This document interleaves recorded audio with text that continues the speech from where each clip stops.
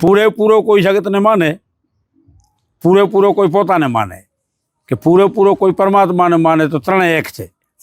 આ જે જીવ જગત અને ઈશ્વરની વાત છે, હા, એ ત્રણેયને પૂરેપૂરું જો માને તો ત્રણેય એક છે. ફાંદો ક્યાં થાય છે? થોડો થોડો જગતને માને. જે પાપ કરવા જાય ત્યારે જગત જોઈને જાય એની ચીવટ રાખે, પણ પાપ કરે જ નહીં તો કોણ એને જોવાનું છે? તો જગત જોઈને જાય એટલો જગતને માને, છતાં પાપ કરે છે. પછી પાપ કરવા જાય ત્યારે અંતકરણ ના પાડે કે તું કરે છે એ રસ્તો બરાબર નથી, છતાં પોતાને પૂરો નથી માનતો. અને ઋષિ મુનિઓ પાસેથી કે ભક્તો પાસેથી કે શાસ્ત્રોમાંથી પરમાત્માનું એણે નામ સાંભળ્યું છે કે બધે વ્યાપક છે ને એ કરોડો આંખોવાળો છે ને એ જોઈ શકે, છતાં પૂરેપૂરો એને નથી માનતો. એટલે કાં તલ કોરા હારા ને કાં એનો તેલ નીકળે તો સારું એમ. કારણ કે અધકીતરી કુલર ભાઈ દો બાતાને જાય તો કાં તો તેલ કોરા ભલા ને કાં તો તેલ કઢાય.